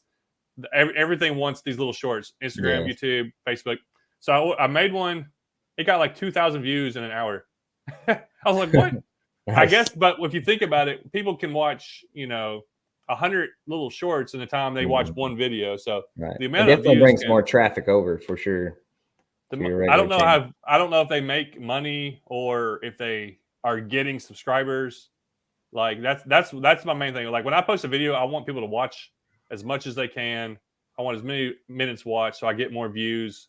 So I get more watch time to be able to view more ads to make more money. That's the point of that's how I make money. But yeah, I mean, there's no easy way to do it. Somebody also said, where'd it go? I lost it again. I see these things and I scroll past them. Somebody said something about they're trying to get subscribers before they start posting videos. And my thoughts and my suggestion, if somebody's starting a YouTube channel, try to make the best videos you can make and start putting them out there. Just do it. Just do it. Put out many of you. Don't even think about trying to get subscribers or trying to grow your channel till you've posted more than 20 videos. Like, you don't want people to draw attraction. People come to your channel and you got 2 videos and you're like, why would I stay around for this? Have 20 videos where when they come there, they look through a few of them. Like, oh, I like this one. I don't like that one. Don't like that one. I like that one. Give them some options, give them some reason to stay. Plus, it takes a while to get good at making videos. So make 20, 30, 40 videos, figure out how to do them, and then make them as best as you can. Don't just throw out trash. Don't be just throwing out stuff just to put out stuff, but put effort into it. Make it as good as you can. Like when I started, like I'm doing this live stream thing, I'm paying $50 a month for this fee just to do these live streams, and I'm doing them. This is not paying for itself, but it's something I want to try to do, and I want to try to do it the best I can. Now I might change it later, or it might not work out. But if you're going to do it on something like that, do as good as you can with the ability you have. So that's my little spew on that. What got you into making Eric? What got you into making videos? Well, I think some people you've had on before have mentioned it, where it was like a friend or a family member said, hey, you need to start recording this and sharing because we'd love to follow you along and stuff like that. And I was always inviting friends or, going by myself and just exploring new areas. Like, man, and I'll share pictures on Facebook or something like that. Like, oh, wow, and so it just kind of dawned on me. I was like, and plus, at that time, the Googans were out. And you were out, and all these other Greg Blanchard. I've been following him for a while, which I know you've mentioned him too. And so I just started kind of filming, and I actually started in the tournament scene, and then I did some tournaments, and then I basically just kind of went to more exploring because there were so many people doing tournaments at the time. I was like, I need to find a niche, do something different, kind of explore new areas. But to tell you the truth, I've only been fishing maybe 6 or 7 years total, maybe 2 to 3 years before I started a YouTube channel. My dad was a big fisherman growing up. He had a bass boat every year. And my brother and I, we were just into sports. We loved wakeboarding, kneeboarding, skiing, and all that. And we just wanted to swim when we went to the lake. And my dad be fishing for bass, and then all of a sudden we jump in the water and splash. It's like, well, that session's over, So anyway, so he always tried to get me to go fishing, but I just didn't appreciate it enough because I was always going, and just ADHD. I was just bored. I just couldn't stand. Which, if anybody from locally here knows about Grosse Ferry Lake, you'll understand why I was so bored. It's just a huge, deep lake, and if you don't know those spots, you're bored out of your mind. So anyway, it was just here recently where I'm like, sports are done. I injured myself, during a kayak accident, but I'm like, what can I do? Because I'm still competitive. I can, I still want to do something, be active. And I'm like, kayaking. I mean, I've always kayaked and canoed growing up. I'm like, I'm going to go buy a kayak and just start exploring these river systems. So that's kind of where it all started and began. Yeah, I was looking up your... You might want to update this. Oh, your YouTube video description. Yeah. The last sentence is, I'm looking forward to the 2018 Kayak Tournament Series in my Wilderness Systems Radar 115. Yeah. Do you have anything new to add to that? No. 5 years later. Shortly afterwards, I'm so lazy when it comes to thumbnails too. You mentioned thumbnails make a big difference. And I'll get home and I'm like, oh, I forgot to take a picture of something cool, But anyways, yeah, like roughly that time is when I broke my shoulder, and then I just was on drugs, I was on pain medication and stuff, and I just kind of forgot about all that. I really do need to go in, kind of clean up some stuff. And there was a few videos I made where I was hydroing hydros basically, and like I watched them back now. I was like, what was I thinking? They're like, you can see during that timeline of my videos where I'm in the sling, kind of explaining fish finder, stuff like that. And I made a few videos where it was like the stick bait Olympics. This is how cheesy I got. And I blame it on the medications I was on. But and I tested all these stick baits out, you know, how they fell in the water and all this stuff. And then I did this little canty thing back and forth with me doing 2 different shots and putting them together. And I watched it back. I said, man, that was just stupid. So I just never posted it. I spent like 12 hours making the video, you know. So I really do, like you said, need to go back and change my, you know, information. I just kind of forgot about that. I just need to go back in and look that up. So 2018. I don't think I've seen you do. I don't think I've seen a video where you did a tournament. Do you have videos where you're doing tournaments? My earlier, or is that something you did first? Then that was when I, you know, did first. It's been a few years ago, and I did a tournament on Lake Atkins. I actually did really well, but you know, the first tournament nervousness. I'm sure you've gotten it. I had a fish flop off the board. Yeah. I had a fish get off when I went and tried to lip him. I didn't have a net that day. I forgot my net. I went and lipped him, and he popped off. He was probably like a 16, 17. And people, first off, people don't understand like how much you want that fish to get in the boat when you're trying to fish. Because I'll get comments like, "Dude, calm down." Blah, blah, blah. Yeah. I'm like, that fish is everything. I'm netting like a 12-inch fish. Right. I don't want. I'm putting as little amount of pressure on it. Like that means everything. So it just, if you've never done it, it's a whole nother feeling. You every fish anxiety. Is a giant, no matter what it is, because you want every fish get caught. Adrenaline's built up. I mean, it's crazy. The tournament scene. It's a lot of fun though. I'm wanting to get back into them. You kind of inspired me. I've been watching you here lately and doing so well. You and Bass and Beer. I'm like, I need to get into it again. It was fun when I did it, but I just kind of went where my thing back then. I was working a full-time job, which I am now, but I had to work Monday through Friday. And the only days I had to practice was a Saturday, you know, and I was, you know, I just didn't have enough time to practice and work. But now I got, you know, being off Fridays, I got plenty of time to kind of, you know, go test the waters out per se before I, you know, fish that tournament and really kind of dissect these lakes better now. But that's really kind of the holdup back then. I just didn't have much time to practice pre-fish, and pre-fishing is important. Not as important. You can show up and, you know, if you kind of know the water really well, but you know, these tournament trams, they kind of hit different lakes in the state, which I'm probably familiar with 3 of them, but the other 6 I've never fished before because I've been chasing creeks and stuff. But that's one of the main reasons I got into it, to push me to go fish new lakes. Yes, like I don't really like lake fishing. Like I hardly do it for fun. I do too. But in the tournament, like I just did one Saturday, and I had horrible. I didn't catch anything out of the lake. I had to go to this little big creek to catch a fish. But it makes you a better fisherman. It makes you more versatile. It does. I realized I've learned so much that I didn't intend to, but you just, because you want to compete and be good at it. Right, exactly. But you inspired me. I'm definitely going to get in a few this year. So yeah, it's I tell everybody now that like you want a good kayak, you know, you want to be comfortable out there. You don't have to have a pedal drive. You can do it but even if it's not a pedal drive, you still want a good like fishing kayak, something to be comfortable on. Yeah, because you're gonna be out there 8-9 hours. No, yeah. but yeah, it's more fun, and I need that competitiveness. Like I need some kind of, you know, gotta fix it. Oh, I meant to show this earlier, so tell me what you think about this. So we just had our last kayak tournament of the season for the trail that I'm with. I still got a state. There's one state tournament coming up. That's in October the 14th, I think. So I got a state tournament on Kentucky Lake. Never fished it before, but there's going to be over 100 people in that one. That's going to be kind of cool. But they got a room for us and everything. They're paying for a room. Awesome. But so this last tournament, I did horrible, but I got a trophy.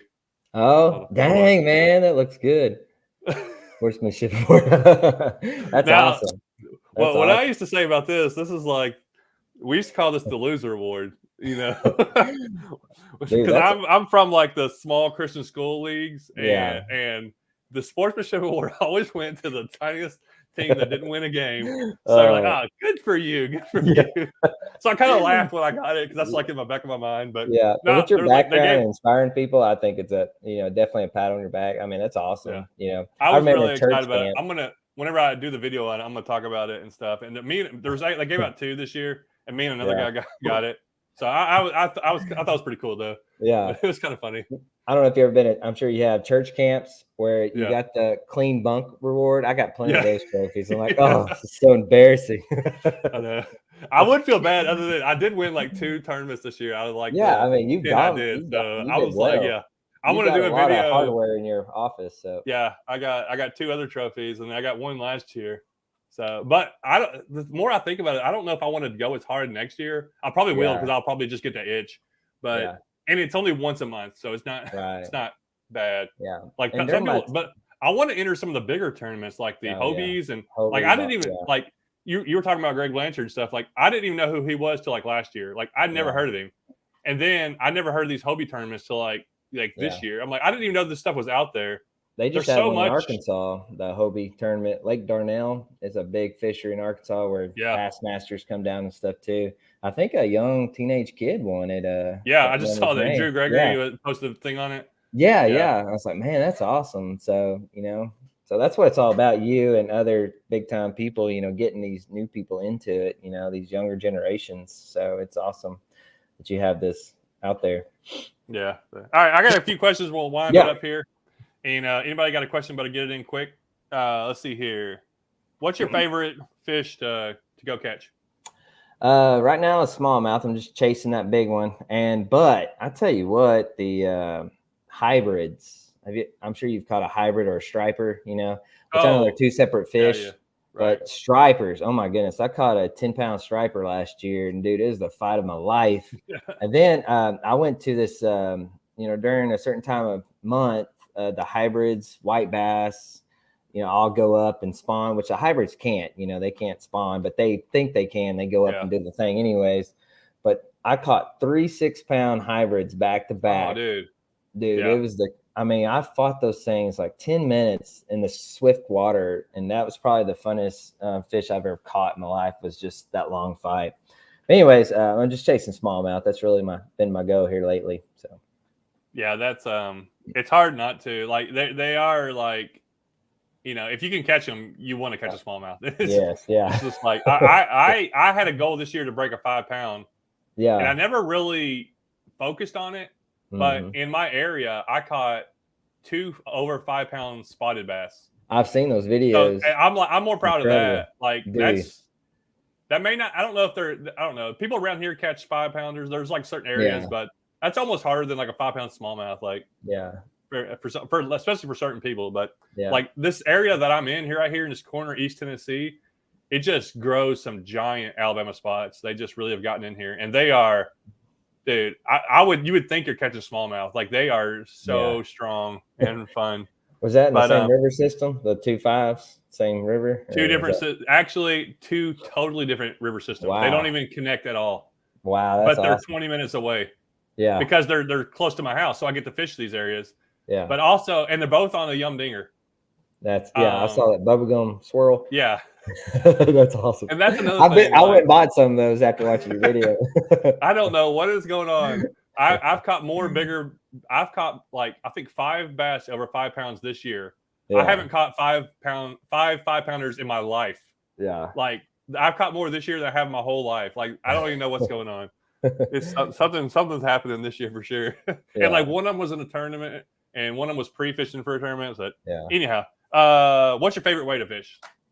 Well, here during this summer trend, I'm really throwing whopper ploppers a lot. Top waters, that's just my favorite. Buzz baits, I used to throw buzz baits a lot before the plopper came out, but I love the whopper plopper. I've actually used the Chapo and other styles, but with my casting skills, I don't know what, but I bought the revolvers from Guggen Squad.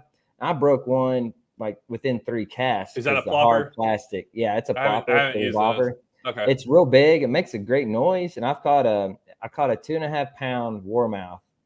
Is it? What? No, mean mouth. Sorry, mean mouth. Oh, mean. Oh, okay. And on it, I was like, oh my gosh. But it's a hard plastic prop, and you bounce it off a rock, looking for smallmouth, and it broke. I was like, well, it's done now, But I really love topwater this time of year, and I'm about to switch to jerk baits and some Ned That's rigs, something like I want to try more. I don't ever use jerk baits, but I see them work, and I'm like, I need to use those. They're great for the colder months for sure. Long pauses. in Adventure Outdoors, John, does Tennessee have a master angler program yeah.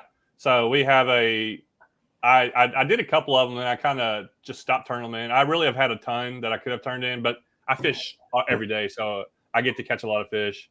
But I've caught a ton of ours for spotted bass is 18 inches, and I've caught probably 10 over 18 inches. Wow. I've caught a couple of 20-inch smallmouth, not a lot. Ours is 20 inches for the master angler. Do y'all do it by length? Do y'all do a thing like that? Is that what it is? Do you get can you get a citation thing, what's called, for catching a fish over a certain length? Yeah, I think it's by lengths. Yeah. I need to look more into it. We got every fish has got a different length. I've caught a bunch of different ones, but you have to if there was a thing that you could apply it online, I would do more of them. But you have to take a picture, send it in by mail with a check for $5, whatever it is. Yeah. But anyways, reading this comment. Oh, go ahead. Yeah, read it. Someone said 2.5 pounds warmouth. I'm sorry, I meant mean mouth, so I did not catch a giant warmouth. Yeah, I misspoke. But yeah, it was a mean mouth. But anyways. Yeah, cool. So is kayaking your favorite way to fish, or would you rather do something else? Like if you were at way. Honestly, I have several friends with boats and stuff, and I prefer kayaking. I mean, I go out with them sometimes and stuff like that, but for me, I personally love creek and river fishing on a kayak, and it's an adventure around every river bend, and the Buffalo National River, I know some people are well aware of it, but just the beautiful scenery that you're floating downstream, and there's the smallmouth you can pull out of there. It might not be a 4-pounder, but catching a 12-inch next to a 30, 40 foot bluff, I mean, it's just beautiful and gorgeous through there. So I'm really looking for the adventure, and I love rapids. A lot of which John knows a little bit from Cadron Creek, there's a big rock in the middle of the creek you got to paddle around. Watch that rock. I'm adventurous. I actually used to train for hang gliding, but I broke my shoulder and that kind of put a halt to it. So I'm looking for adventure around every bend, rapids, class 2 to 3s, depending. If there's fish there, I'm going to hit it, fish it, and, have fun on the rapids. So that's what I really try to. Kayaking is my favorite. Yeah, that's what I tell people. Whenever I'm fishing, I'm looking for an adventure along with the fishing. I'm not just. Exactly. I don't want to just go catch fish. Right. I don't even care if the fishing is awesome. I don't want to go just boom catch fish. I want to go and earn it and work for it and see some cool stuff along the way. Yes, exactly. And if the kayaking river, you're fishing for the least pressured fish, the wildest fish you're ever going to come across.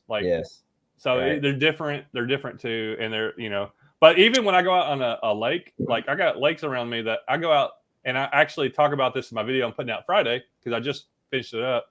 I bought a boat, used it twice in 2 months. I sold it, bought a little pond prowler with electric motor on it, used it once in a month. I'd rather go out on my kayak. Yeah, it's so much more. I was trying to explain it in the video, and I don't think it's going to come across. It's because I talked about, there's this argument where people will say, why these kayak anglers, why are you spending $5,000 in this kayak? You got this kayak, you got blah blah blah, you got $5,000-6,000 in it. You could have went and bought a boat for that. Right. The kayaks are more fun. It's just I guess it depends on the person, but if you haven't done it, transport too. So yeah. Everything about it is simpler, easier. Everything's there. They got comfortable chairs. You can go little places. You're not going to shoot across rivers or stuff like that, or shoot across lakes. But I don't know. I feel like I'm closer to the fish. I'm more with it. You can sneak up on stuff. Yeah, you're by yourself. It's quiet. When you catch a largemouth bass or smallmouth in a boat, you're not getting towed around behind it in a river trying to dodge stuff.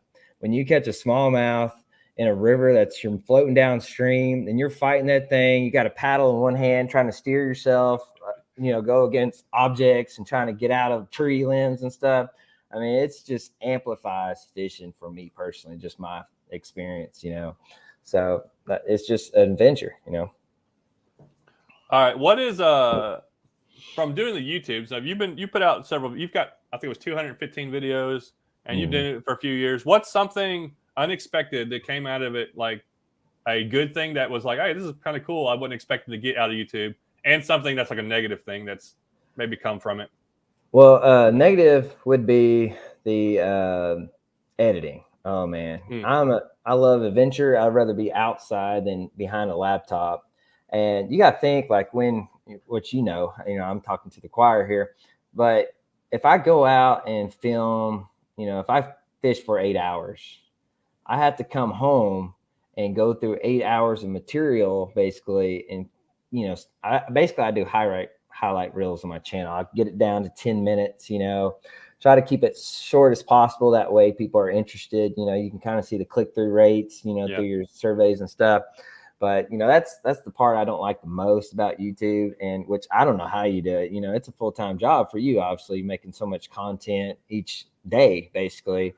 And people don't realize, I just do one video a week, and I spent 8, sometimes 10 hours on one video if it was a camping trip, and just trying to splice everything in from my phone. I got to put my phone into, video clips from that and all this stuff into it, just try to build up a story.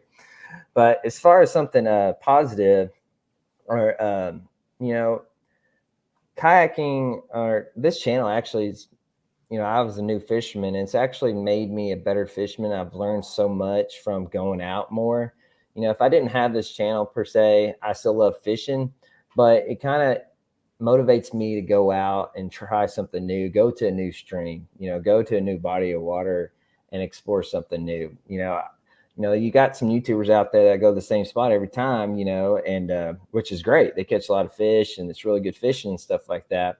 And they know these spots real well, but it's just, it makes you a better fisherman, like you said, doing lakes and all that, to try out new things and test new waters. I might throw the same bait every creek that I go to, but just, that river bend coming around it, just, something new each time. But I don't know if I answered that question. That's good. Yeah, that's the same. Like that's what I take away from. Like, if I thought about it, like if I stopped making YouTube videos tomorrow, I would still fish, but I wouldn't fish near as much. Right. YouTube pushes me to explore more, and I just want to show stuff more. I'm like, oh man, I know if I hit this thing right, it would be amazing. So I'll try it several times, or go to these spots where I'm like, I'll push myself a little bit more, just because I know it could be really cool to show. Right. But that's one of the negatives But then you got to work. Do it. You got someone trying to figure out where you're at on the water and asking you and stuff in comments, And if it's like a public spot, I'll share. But if it's like something private where I'm trying to protect that honey hole, I'll usually say, if you comment me or DM me, I'll kind of share some stuff with you, but I'm not going to broadcast it. I'll tell anybody anything if I'm talking to them in person. Right.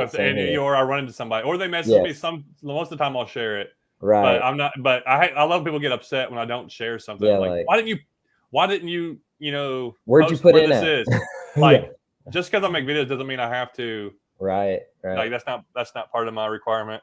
Exactly. But speaking of comments, what is your most common comment you get? Like, what is something that you get pretty regular that maybe it's like inspires you, or just you're like, hey, I get this a lot that I wasn't expecting, or something. Well, being from a small channel, I know we all start somewhere. You had a small channel at one time, but something that really encourages me, of course, positive comments, which I get a lot of too. But one comment that I can remember that comes in constantly from different people, like, Eric, your stuff's really good, man. Like, you could, it's just as good as such and such, or such and such, and stuff like that. You just got to keep plugging away. Just kind of encouraged me to keep going. Yeah. Because, there's been times, which I'm sure you've had these same moments, where you're like, it's not that I hate fishing or kayaking. It's just, all the behind scenes that you got to put into the work or spend money. I dropped $100, which, is an awesome float trip. That's all out of pocket, and certain times you're like, oh man, this YouTube's just not working out. I'm not getting a paycheck, or so, but, comments like that really goes a long way of that encouragement. So that's one I see often. And then just basically those positive comments like that, for sure.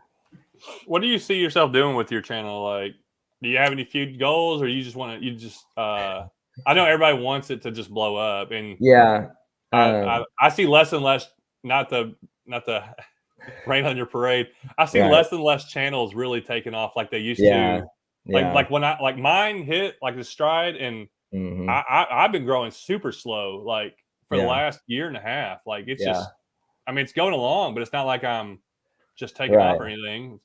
Well, like you said, it's thumbnails and all that, and I got a lot to learn.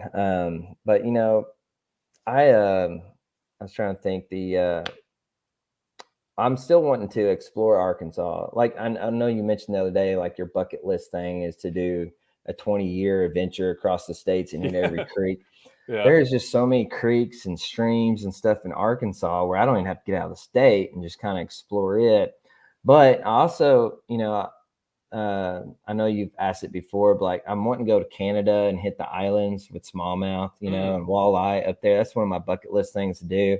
But I'm wanting to explore more, like maybe every 3 months, go to a different state, the surrounding states, and kind of hit some smallmouth fisheries. Like Tennessee, I've been exploring a couple times the last 2 years. Missouri, you got a national park up there, all the Ozarks basically, Yeah.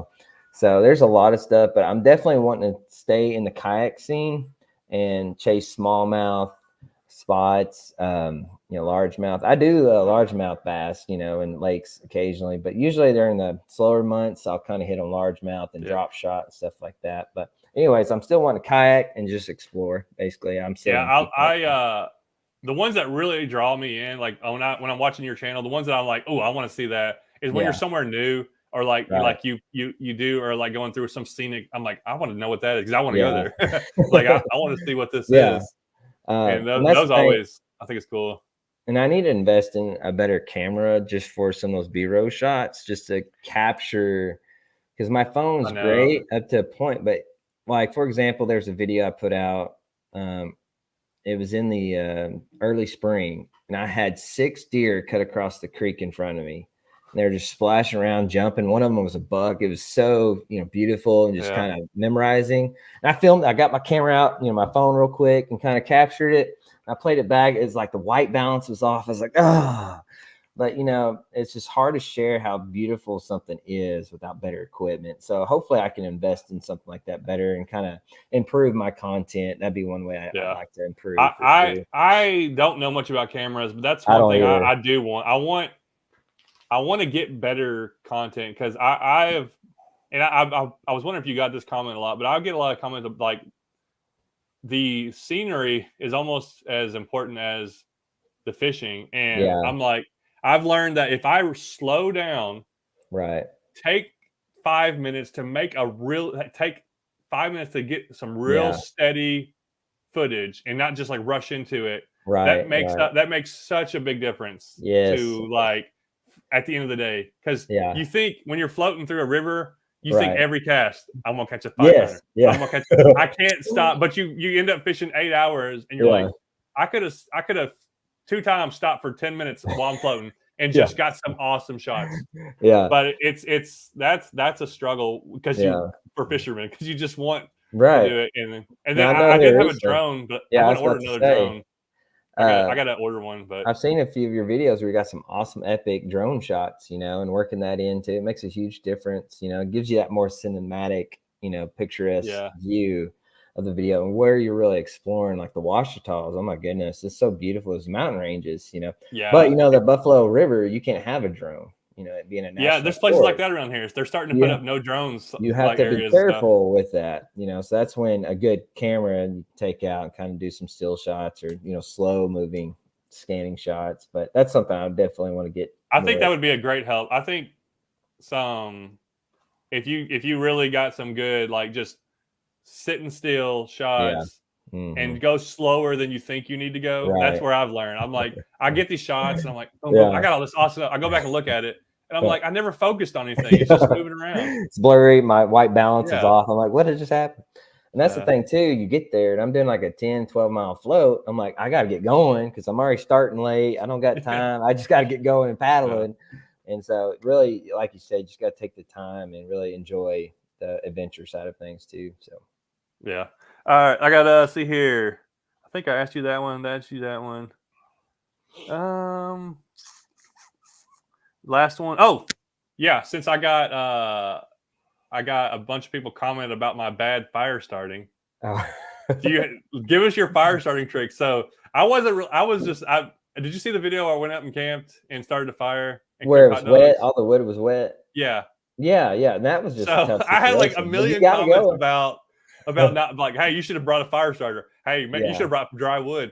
Blah blah. I'm right. like, yeah, I know I should have. Like, but I still was like, you know how it is when right. everything around here is wet. It's always wet. Like Oh yeah, it's always like we don't right. have like somebody said. I started a fire like this little area that's like it's just like in the woods. They're like, you should have put a rock pile around it. I'm like, I guarantee you nothing was spreading. You do It didn't not. look like you had many rocks around there besides gravel. So Yeah, like I don't care if it did burn. Nothing is catching on fire. Everything yeah, is so damp. it looked safe and But nothing happened obviously from the yeah, video. Unless you cut that out, I don't know. But, but it took me like an hour and a half to get it going. yeah, Because even the wood that I chopped up, it was like damp. Like everything was right. just. I had some paper that I couldn't even get it to burn. Yeah. It's just like, Well, I'll tell you but what, something that's really cheap and not expensive at all. Being on a kayak, it's different. I can't pack a bundle of firewood on my kayak. I could, but that's a lot of weight. And then splashing around the rivers I go through, they're just going to get wet, you know? So the thing I look for the most is when I'm floating by myself or with anybody is I'm looking for specific areas on the creek with a lot of dry wood, you know, like a lot of piles on the side. I'm looking for that first because that dried out wood, it's going to catch fire. It might burn quicker, but it'll be easy to start a fire and stuff. Yeah. But these, I'll tell you what, this Bigfoot Bushcraft company, they have these waterproof fire plugs.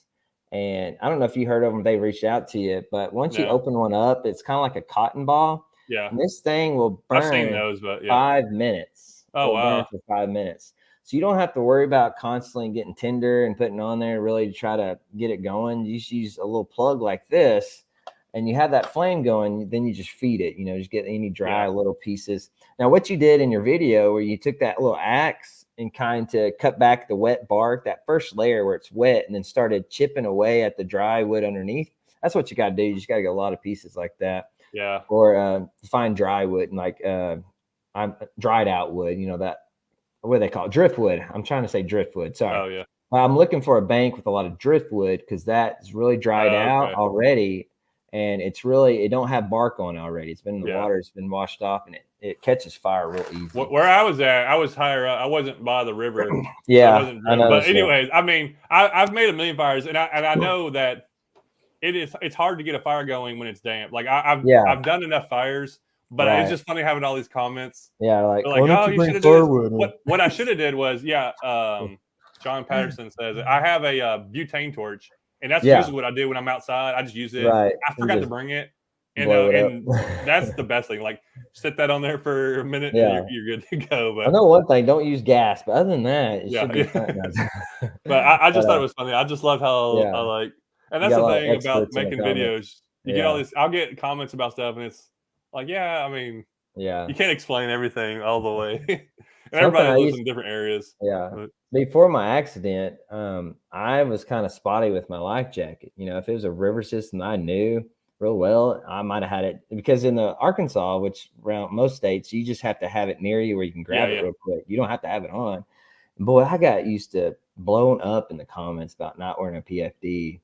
And after seeing all that, I started wearing it. But that day of my accident, it actually saved my life because it helped me float. Because if you break your arm, it's really hard to swim with a broken wing, you know. And but man, I tell you what, the PFD comments I get before, it was like, oh gosh, it was like sketch. I was like, okay, sorry. Well, my first kayak trip, I flipped my kayak and got my hand stuck in a hook.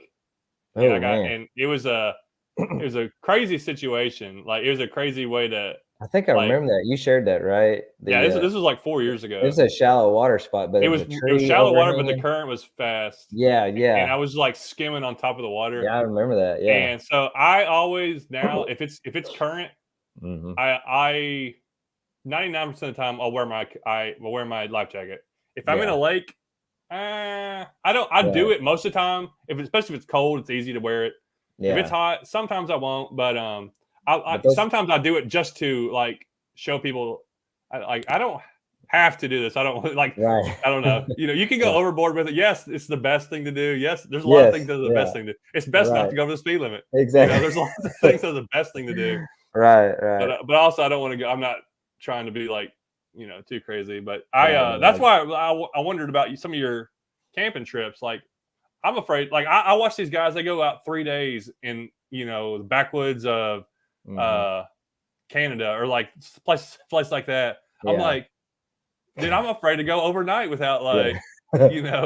I don't. You really got to plan it out. Basically, water and food, and make sure you're warm at night, and you really got to schedule out your water intake. Yeah. If you don't have My- a filter system like that GeoPress, you got to Yeah. make sure. I take 4 bottles of water per day. That's what I base it on.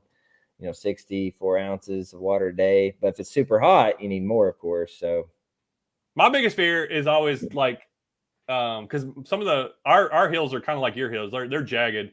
yeah. And like when I'm waiting or whatever, I go up some of these areas and one slip and I'm breaking an ankle or leg, and you're down in a gully that's like, yeah. So that's my fear. That's my thing. That's always what I'm worried about. Like I'm going to get in here and get hurt, Right. and there's nobody ever comes through here, or like I'll be down here for hours if somebody does come by. Yeah. And, Well, if you have a good, but if you have a good friend that lives near you, or like maybe Bastion Beer or something like that, Life 360 app is a free app, and you can send an SOS code out. Just type a text message in and says help, I broke my leg or whatever, and they can find your signal. Or you can get like one of those. They're expensive. You got to pay a subscription for them, but those satellite phones like the InReach Garmin. It's a really good one where you can just send a message out. Mountain Dew, 64 ounces of Mountain Dew. Hey, that's all I need. I go for days. Sugar and water. That's all you need right there, man. I drink all that Mountain Dew when I get hurt to get me out of there. Mountain Dew, by the way. I'm looking for a sponsorship. Yeah, I know. Yeah. That's like, I don't know. That's one of those, Mountain Dew is one of those things I drink Mountain Dew all the time, and I started showing it in videos. Now it's like, if I make a video without showing it, people are like, what happened to Mountain Dew? And then I get these other comments who are like, you really should watch what you eat. We want you to be healthy. I'm like, right. No, watch out for diabetes. Yeah. All right, here's the last question for you. Okay. This is one of my one consistent question that I've asked everybody so far. Yeah. Is if money and time is not a factor, what is your ultimate fishing trip that you would do? Okay. Well, I mentioned Canada already, but if money wasn't an issue, I know you're familiar with Yak Fields. Is it Yak? No. What's his name? No. Something Fields. Kayak Fields. He's a YouTuber. He's got over 100,000 subscribers too. He's a good channel. But he's like over in this tropical area where it's like a huge campground. And I guess he has some stake over there. They're staying in like a tiki hut, and they're going out in this huge gulf. Someone in the comments might know who I'm talking about. I think it's Field Trips. I don't know if you watch his channel. I don't think so. But they go and they get like 8 to 10 kayakers, and they provide Hobies over there and all that. You don't take a shoalie or anything by all means, but you're fishing in the Gulf, this secluded island little adventure. And they're catching like huge mahi-mahis or dolphin fish, rooster tails, stuff like that on a kayak. Yeah. I'm like, man, that'd be something that's on my bucket list that, link up with him and pay, I don't know, $2 or $3 grand, whatever it costs to get over there. I'm sure airlines are even more expensive, but doing something like that, something tropical on a kayak, as long as it's not a shark, I'm okay with it. So. Have you seen, I watched a bunch of his videos recently. He's about my size channel, Fishaholic. And he fishes a lot down in Key West. Oh yeah, I know you're talking about. Yeah, I somehow just came across him because I usually don't watch saltwater fishing. So usually those kind of channels I don't ever watch them. So they're kind of, I just don't see them. And then I saw him fishing them, and I'm like, that looks so much fun. Right. Because he was just going around like throwing a little swim bait, catching like all this, catch that. Oh, this came through. This, and it's so clear. You're like seeing these. Yeah, it's crazy. Like, in our lake here in Arkansas, we might have 10 species in one lake, but it's just so many different species. I'm like, I don't even know half the names he's saying. So I don't know how these ocean guys know. Yeah, they must have like a pamphlet that. All I know is everything that pull up is good to eat. Oh, that's good to eat. That's a this. Oh, that's good to eat. I'm like, everything's good to eat. I'm sure. Correct. It all tastes like chicken. Yeah. But do you cook any food or catch any? Can't speak. Yeah. Do you cook the fish? Yes. and clean and stuff? Actually, one of your favorite, not your probably favorite fish, but I have caught a green sunfish, and they actually taste really good. They're Oh really yeah. flaky. Yeah. I did this catch and cook, and I didn't want to keep a smallmouth, so I'm like, what can I catch? And I was going for You should have done a smallmouth. bluegill. You got a lot more. You'd have got a lot more comments. I know, but man, That there'd be that video negative would probably did comments. good. Yeah. maybe, yeah. Maybe I'll do that if I'm really desperate. But anyways, I caught some green sunfish. Boy, they were so good. They call them the crappie of the creeks, I guess, I didn't know around that. here. Well, y'all But got like anyway, crazy. Y'all got green sunfish like crazy over there. some nice ones too. Yeah. Yeah, you can get a little fillet off of. But during the cooler months, I will keep trout. Trout's not my favorite. I really had to be in the mood for trout. I like catching them. But walleye, I caught my first walleye in the spring when they were spawning. That thing tastes so good. So I'll do work in some catch and cooks. I did that community poll where people are like, do some catch and cooks. Yeah. And crappie, I'll crappie fish during the winter because they're easy to find during the winter in the creeks and stuff. So catfish, it's too much work to, I'm probably, I'll fillet it like a crappie, kind of work down the back. But man, I was just like, I'd rather catch, panfish and eat them versus a big catfish. But they're fun to catch though. I need to practice. I got to do more. I don't even know how to. I'm terrible at cleaning fish. I've only done it a couple times. Yeah, and it never turns out very well. I've watched plenty of YouTube videos on it. Yeah, I'll be like watching these videos, trying to.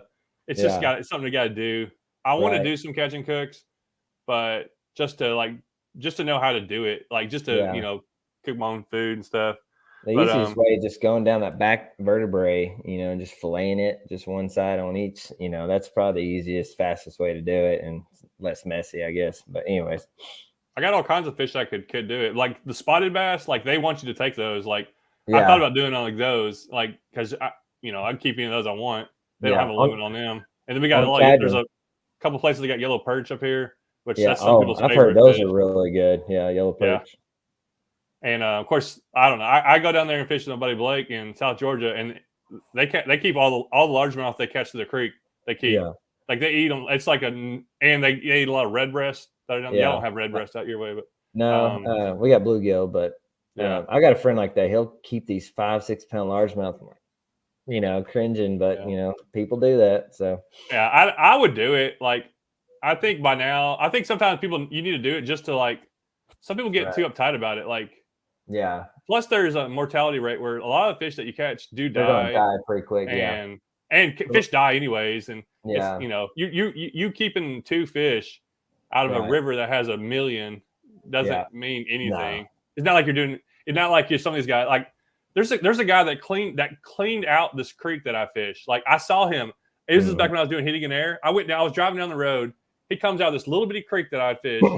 A stringer full bass, bluegill, and then in the other hand, he had a giant turtle.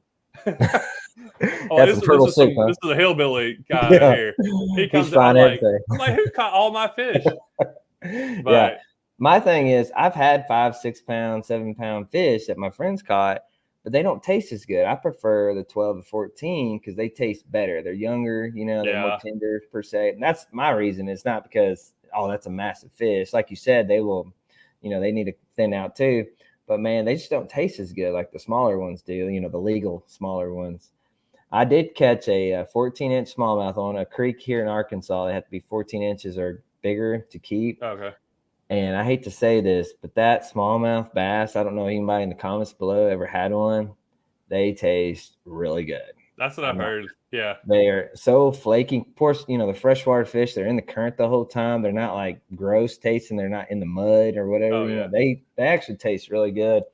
But I didn't share that in my video because I just knew someone was going to hound me. What about Kentucky? Do you have a limit on those? Is there a size thing on those? No, like you said, white bass, we don't have any limit on. Yeah. Now, Kentucky's, they on certain areas, they do limit them like 10 to 12, kind of like your regular bass. They kind of group them like that. But white bass, Game and Fish wants you to take 100 out if you can.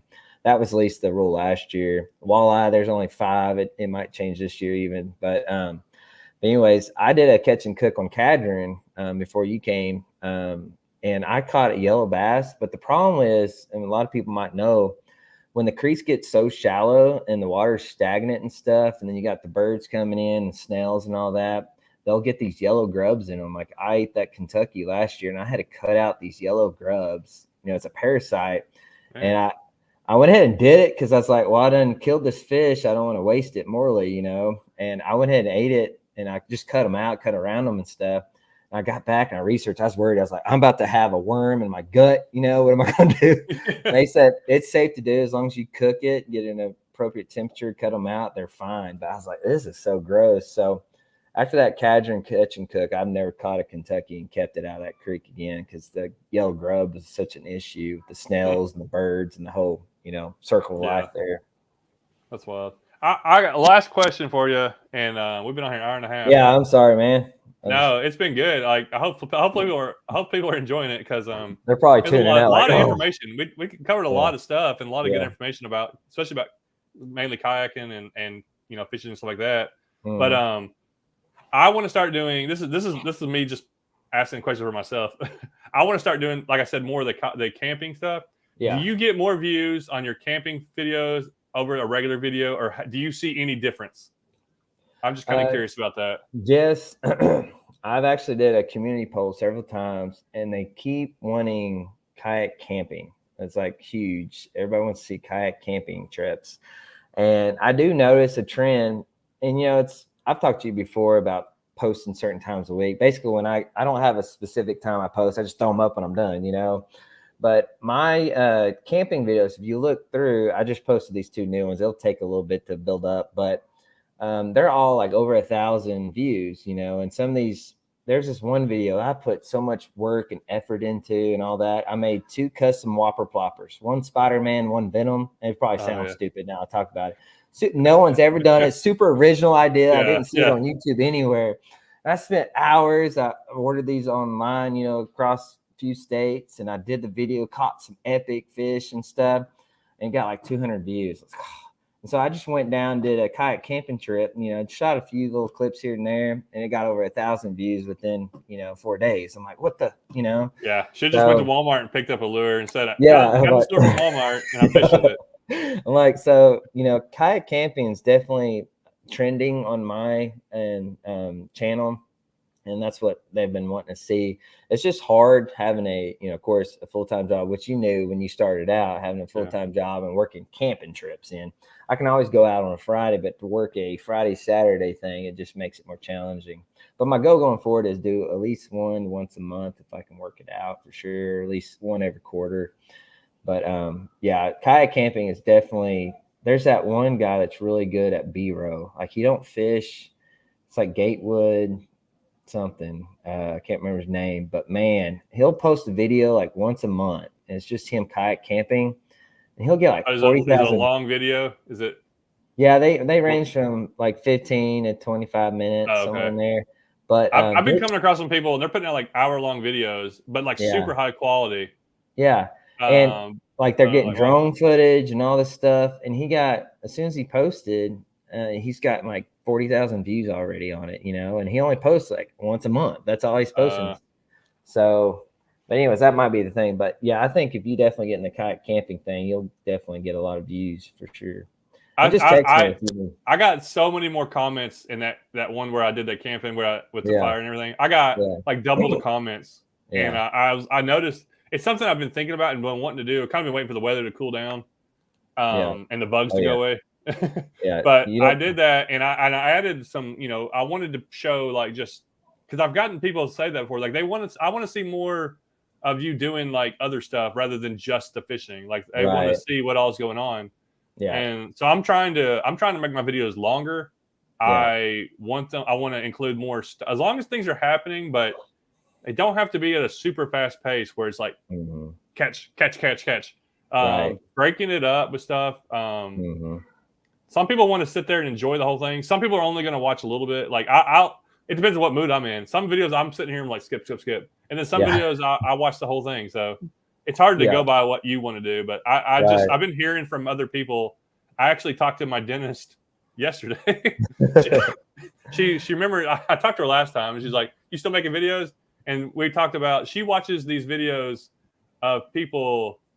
What is it? It's not camping. I forget what it is. Maybe it's something kind of camping. It's not fishing, but it's almost all scenery and just peaceful. Yes, yeah, And like, and she said her and her husband will sit and watch those videos. yeah, And like some of them don't even show the people's face. It's just right. like people doing stuff. And just that's just get me thinking. And I'm like, Yeah. I just think that's a good step to kind of reach more people.